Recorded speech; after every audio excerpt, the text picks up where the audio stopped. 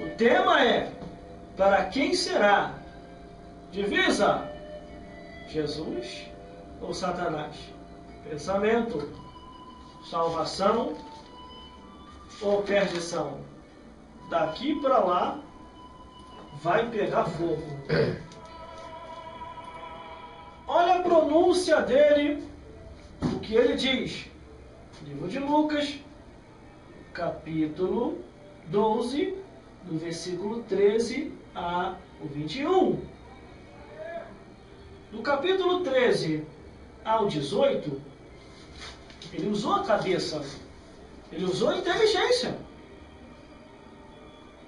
Do capítulo 13 até o 15, Jesus chama a atenção dos avarentos, daqueles que só querem saber de dinheiro, daqueles que se colocam até em situação e colocam outros em situações. Aí do versículo 15 ao 18, Jesus propõe uma parábola. E nessa parábola ele conta a história de um homem. Irmãos, irmãs e todos os telespectadores, isso aqui é outro. Jesus está falando de uma vida que existiu, que servia como exemplo para todas as vidas que viesse a ouvir esta narrativa, esta comunicação, esta pregação, este depoimento, este documentário, essa história ou esse fato. Este homem existe, viveu a sua vida, viveu como quis viver. Deus não interferiu, livre-arbítrio, mas o Evangelho ele ouviu. A palavra de Deus ele ouviu. O próprio Deus, através de Jesus pregando, Jesus falou assim: eles têm Moisés e os profetas, ouçam-no. Antes de Jesus vir, havia pregação.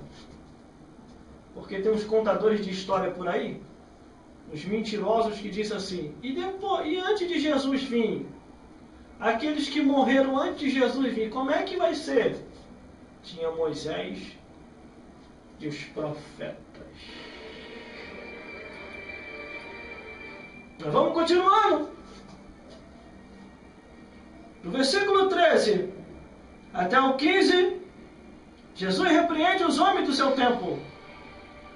No versículo 16 ao 18, Jesus propõe uma parábola para que aqueles que foram repreendidos viessem a entender e nós no nosso tempo viessem a entender também.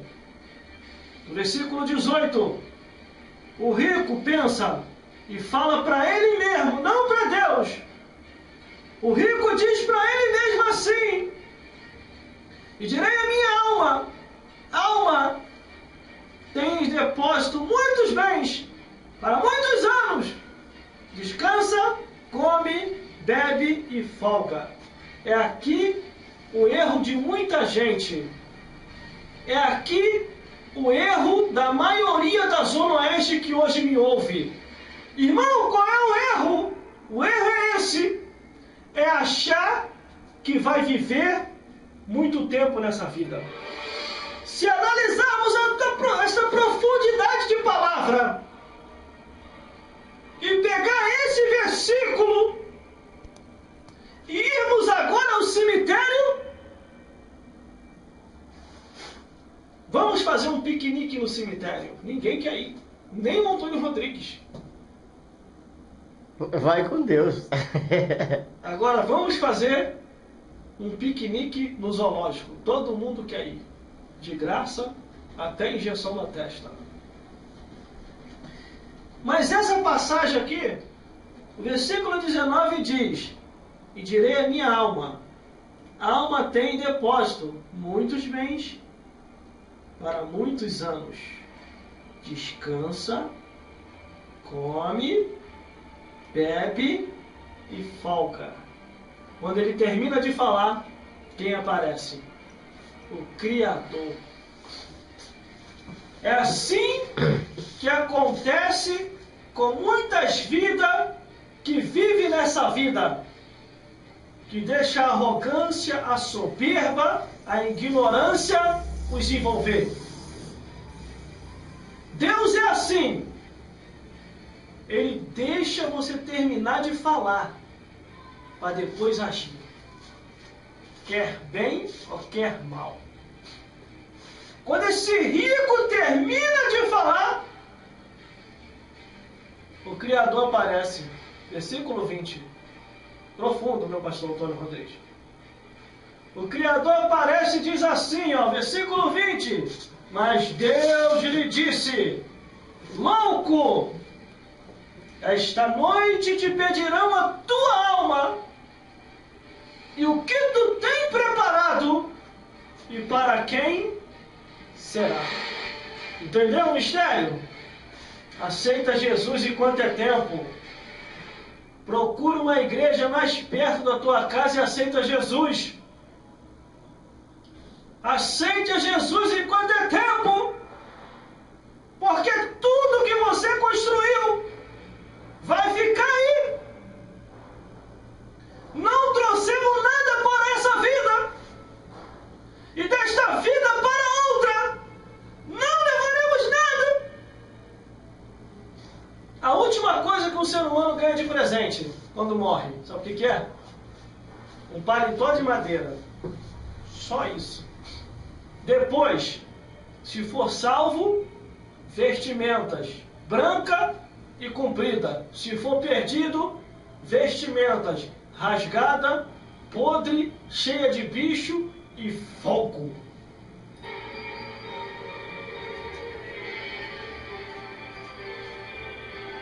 Para quem será?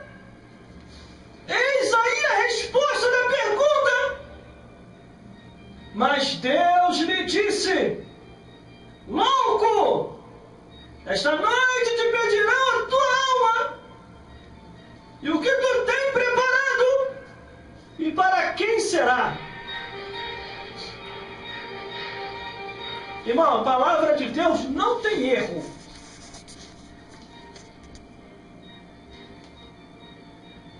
A palavra de Deus não falha. Eu posso falhar. Você pode falhar. Mas a palavra de Deus não falha. Você quer ver se Deus aparece ou não? A Bíblia diz lá em Crônicas que um certo rei, ele ameaçou o rei Ezequias. Ele apontou para o povo, apontou para o profeta, e depois ele apontou para o céu. E eis a palavra que ele falou: do mesmo jeito que eu fiz com as outras nações, eu vou fazer contigo, rei Ezequias. Eu vou fazer com o povo, e eu vou fazer com o vosso Deus. Quando o rei da Síria diz: eu vou fazer com o vosso Deus, o Deus que fez o céu e a terra, até me arrepio, se levanta. Quando o Deus que fez o céu e a terra se levanta, na mesma hora, envia um recado ao profeta Isaías. Isaías, vai até o rei Ezequias e diz para ele não acionar o exército. Ninguém vai entrar na peleja. Agora é eu e o rei da Síria. Não entra ninguém na peleja.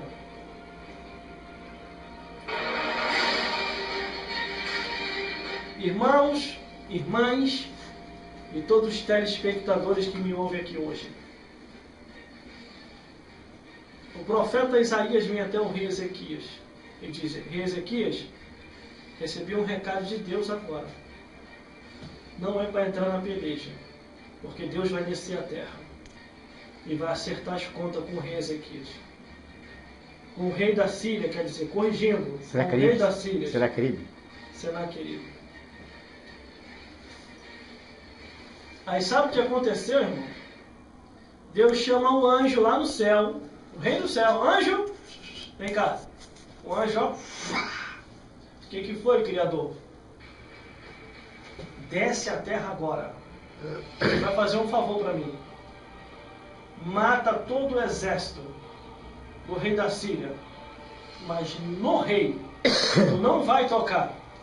Mata todo o exército do rei da Síria, mas no rei tu não vai tocar, porque vai ser mano a mano, olho no olho, criador para criatura. Vai ser de criador para criatura, olho no olho. Irmãos, isso é profundo. Se você for lá em Crônica e ler, você nunca mais larga dos braços de Jesus. O Criador desce à terra. O anjo vem à frente. O anjo passa a espada em todo o exército do rei da Síria. Quando o rei da Síria se levanta pela manhã cedo, é isso mesmo, meu teólogo? Quando ele se levanta, ele vê todo o seu exército morto. E não houve peleja. E ele fica assustado. E quando ele pensa em raciocinar, o Deus que fez o céu e a terra aparece na frente do rei da Síria. Irmão, fica até arrepiado aqui, irmão. Estou arrepiado. Ele aparece na frente do rei da Síria e diz assim: repete o que você falou. Repete. E ele todo trêmulo, apavorado, com medo. Agora eu vou conjecturar. Ele começa a bater o burucudu. Ele começa a chamar os cães lá do inferno. Ele começa a chamar Satanás. E os demônios catuca Satanás e diz assim: patrão, chefe, o nosso servo está chamando lá em cima. Não vai subir lá não? Satanás é covarde. Guarde isso aqui que eu estou falando. Satanás é covarde. Satanás dá força ao homem até o momento em que o Criador não aparece. Quando o Criador não aparece, Satanás monta na dona morte com um cavalo, com tudo, e se manda para o inferno. Satanás diz assim para os demônios: o quê? Subir lá em cima? Isso é problema dele. Ninguém mandou ele afrontar o Deus que fez o céu e a terra. Deixa ele lá resolver com o Criador do universo. O cão, ó, Satanás fecha a janela do inferno. E o ser humano tem que dar o seu jeitinho. Quando o rei da Síria pensa em raciocinar, a Bíblia diz, irmão, está escrito isso: Deus enfia um anzol no nariz do rei da Síria e faz ele voltar pelo mesmo caminho que ele veio, e faz ele voltar pelo mesmo caminho que ele veio. Por isso que eu creio na profundidade dessa parábola que Jesus contou. Lucas só foi o autor para narrar, para escrever. O médico Lucas, ele escreveu a parábola do rico insensato.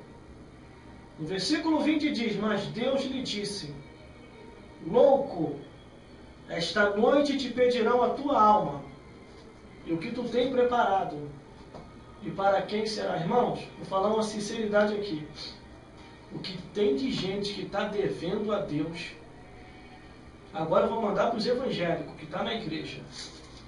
O que tem de gente que está devendo a Jesus, irmão, que pega a língua para emprestar para o diabo, fofocando da vida dos outros, em vez de estar evangelizando. Já reparou essas pessoas que só vivem de fofoca? Essas pessoas estão endemoniadas, irmão.